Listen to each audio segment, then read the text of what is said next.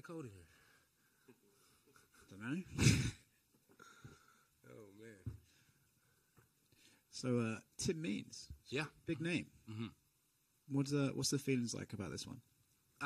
Dude, I'm loving it. Tim Means is an OG. He's a veteran. 45 fights? Close to 50.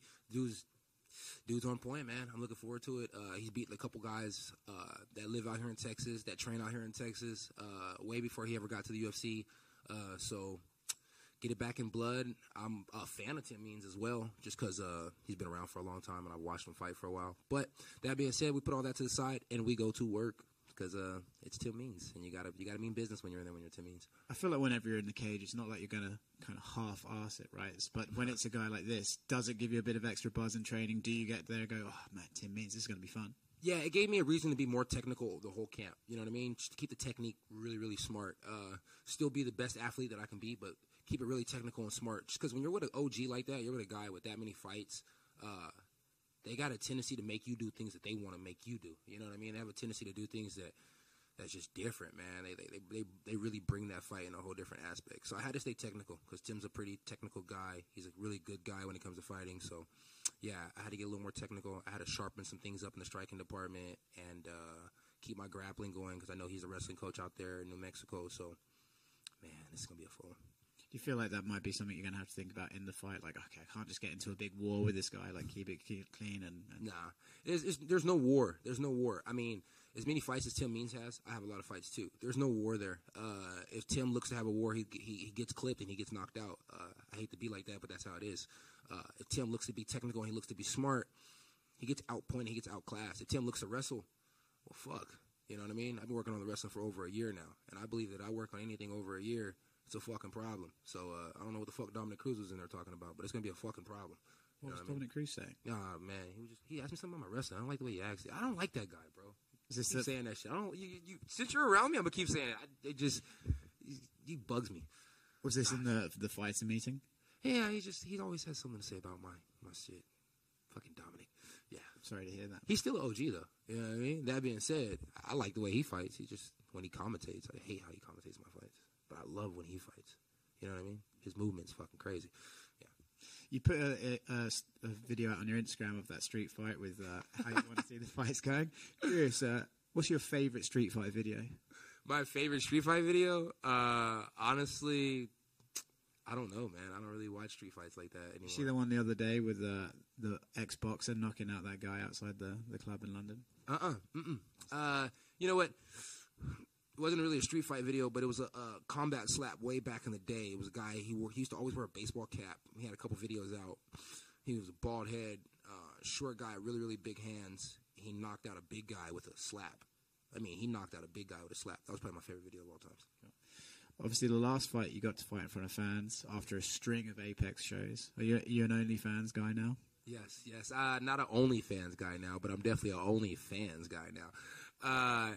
No, I love having the fans there. I love not having the fans there. I just love fighting, period. So if there's a lot of energy there, I'm really happy about it. I was looking forward to it last time because, I had been in a quiet crowd for so long. A loud, sold-out crowd this time would be awesome because we're in Texas. And, I mean, I haven't fought in front of a non-sold-out crowd in Texas since 2 Chainz couldn't sell out the Gas Monkey, and I did. So, you know what I mean? I do that thing. So, yeah, looking forward to it. It's going to be freaking fantastic. Not to keep bringing up people you don't like, but Joaquin Buckley says that you're fake and the Batman stuff, and I'm curious what's your take on that. Yeah, I mean, I really am fake with the Batman stuff. I mean, when you see the Batman stuff, whatever happened, it really did happen. But I never told you guys I was Batman. So maybe Joaquin Buckley's right. I'm still a thug at the end of the day. You know what I mean? I still do thuggish shit. I take the glasses off, shit gets bad. I put the glasses on, the shit stays good. So as long as I keep the glasses on, I think we're good to go. So then you're more Superman than Batman. Yeah, more Superman than Batman. So tell Buckley, switch the names up. And what the fuck is Buckley even talking for anyways? Shouldn't he still be trying to find his mouthpiece out the crowd or in a shadow realm somewhere? It's like lost. You know what I mean? My son needs to pipe her down. You know what? Honestly, let me see. I got this new sponsor today, right? And dude gave me like racks on racks on racks. Dude gave me some racks. See this? Boom, Buckley, I'll take you shopping. There's child support right there, Buckley. Here's some money for you right here, Buckley. Come on, I'll take you shopping, boy. We can go to the mall. Child support. I got you, kid. It's very generous of you. So speaking of Clark Kent and Batman, do you have any other new superhero stories to share with us? Nah, man. And really, truth be told, everybody says Batman, everybody says the Clark Kent, but I'm really just Black Man.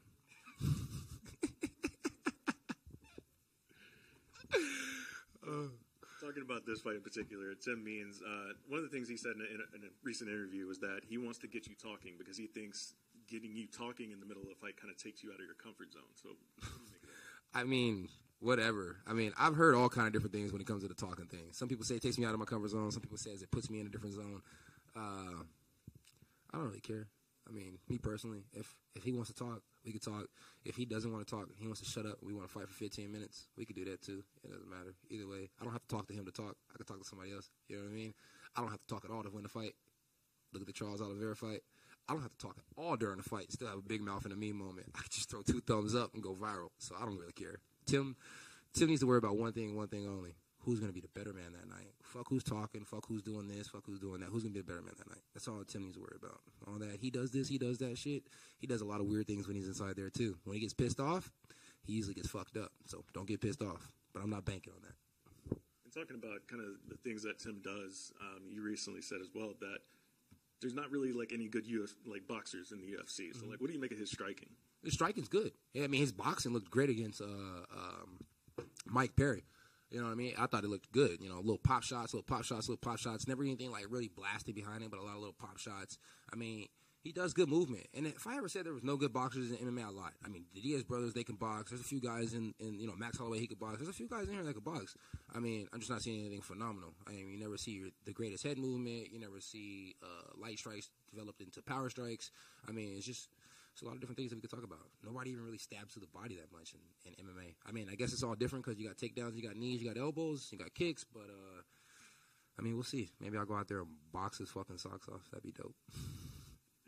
So I also recently saw on your Instagram that you said that the result of Valentina's title fight, how the judging was in that, means that you should have beat Derek Brunson. Fuck yeah. Yeah, 100%. I mean, think about it. She had more damage, but if you look at the control time, that girl was on her back. I mean, Brunson was in my guard. In the jiu-jitsu world, guard is guard, you know? In the jiu-jitsu world, if you're sitting in somebody's guard too long, technically you're losing the fight, right? So he was in my guard, getting smacked from the guard. We stood up. He got smacked standing up. I think I dropped him once or almost dropped him. I had him rocked. I had him wobbled. And he was the only one bleeding. You know what I mean? He was bloody. I was the first person to make Blonde Brunson blood Brunson, even though Jared Connor did it way better. So that being said, I mean, yeah, I feel like I won that fight. But even if I didn't, at the end of the day, Derek Brunson got knocked out by a back fist. And I'm not saying a spinning back fist. I'm saying about back fist. Only people who get knocked out by back fist is hoes by pimps. So it is what it is. Last time when you were at UFC 271, when you were back here in Texas, you joked around about not going to Dagestan because, you know, it's... I wasn't joking. Oh, okay. Well, because, you know, it's... Well, you mentioned it's illegal, you know, certain substances. But yeah. So how have you prepared for the grappling? Like, what did you do, like, specifically during this camp or over the last year? Mindset Mike, Johnny Hendricks, about a week with DC. Anywhere and everywhere I go and I see some wrestling, I tend to ask questions. I asked Tatiana Suarez a couple questions about wrestling. I mean, anybody who can wrestle, I'm asking questions. Closed mouth don't get fed, right? Did you do a lot more grappling during this fight camp than in previous fight camps? I'm doing a lot more grappling, period. So, like, my grappling and my striking, I try and keep them pretty close to each other. I couldn't tell you which one I did more or less of, but I know in the past year I've done a lot of wrestling. But, yeah. Also, you have critics, obviously, about the grappling. They mentioned that a lot.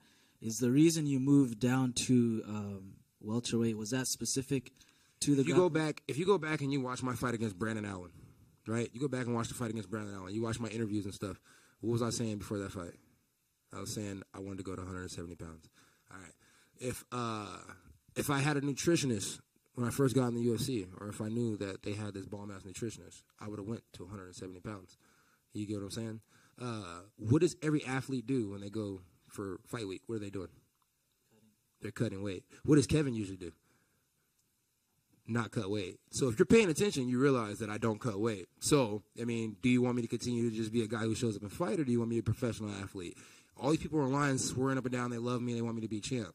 So probably the best way for me to be champ is to be a professional athlete. You know what I mean? So don't ask me if I went down because of this or that. I'll stay at 85. I asked for my last fight to be at 85. I asked for the Kelvin Gastelum fight. I asked for like 3 or 4 fights when they all fell apart. DiPricio, that's his name, right? I call him Dupussy. Yeah, Dupussy. He needed a fight, right? I asked to show up for that fight. They told me no because now that I'm at 170 pounds. I think they like that I'm at 170 pounds. I think they like that I'm cutting weight. I think they like that I'm being professional. So that's why they're keeping me here. If it was up to me, I would fight at 170 and I'd fight at 185 pounds. You know what I mean? I didn't get ranked after my 170 fight, but I was still ranked at 185 pounds. Darren Till is ranked at 185 pounds, and the fucker can't win a fight to save his life, right? He got finished against Derek Brunson. I went to decision against Derek Brunson, and then turned around and fought Marvin Vettori a week and a half later, 2 weeks later, a couple weeks later on another main event. Went to decision with him as well. Granted, I lost both, but these are 2 guys who are ranked in the top 10, top 5, and I don't think that Vettori beats either one of those guys, and he's still ranked, which is crazy to me. And if it's about clout, I got pretty good clout, so I should still have a number next to my name at 85. So the question you asked me is a good question because I've been thinking about it for a while. Yes, I should have a number next to my name at 85. After this fight, I should have a number next to my name at 70, and I should be able to fight at 85, and I should be able to fight at 70. You know what I mean? And if you want me to win fights at 85, quit giving me guys that are going to hold my eggplant for fucking 5 rounds. You know what I mean? And we'll be okay. So, no, I did not drop weight classes because of nobody. I dropped weight classes because you guys want me to be a professional athlete. No, please, media, never ask me that fucking question again. Thank you. I apologize. To your credit, the welterweight division is stacked with the wrestlers, so it's not like you're. It's like I ran right to the wrestlers, right? It's like I said, all right, cool. I went and worked with DC. I worked with Johnny Hendricks, some of the best wrestlers that ever graced the octagon. Let's go to where the wrestlers are. Yes, I love fighting. Thanks. Thank you. So part of you thinks like, well, at 85, you kind of fought Brunson and Vettori. Those are the big wrestlers up there. So now the best, right? They're probably the best wrestlers in that weight class. You got them out of the way now, so why didn't you go back up and fight some of the strikers and work your way up that way? And be fighting fucking Izzy in 2 fights, right? I mean, it makes sense. Or even go back up, win a fight at 85, win 2 fights at 85, and get a Brunson or a Vettori rematch. Because I think after this year of wrestling, I think I'm a lot better at wrestling. But it's not up to me. You know what I mean? My job is just to simply show up whenever they tell me I got to fight. I mean, Dana's here this weekend. Dana's here this weekend? Yeah. He likes me, but I don't know if he likes me enough for me to pull strings. I feel like he likes you, and then you annoy him, and then he stops liking you for a little bit. Yeah, I think that's how it goes. That sounds like all my relationships, too. So, it's just who Kev is. Hopefully he likes the big mouth chain, though, right? Bing, bing. I was going to say, you think the UFC likes you being professional. It's like throwing cash on the table saying it's child support professional. I got to take care of my kids. Buckley is my kid.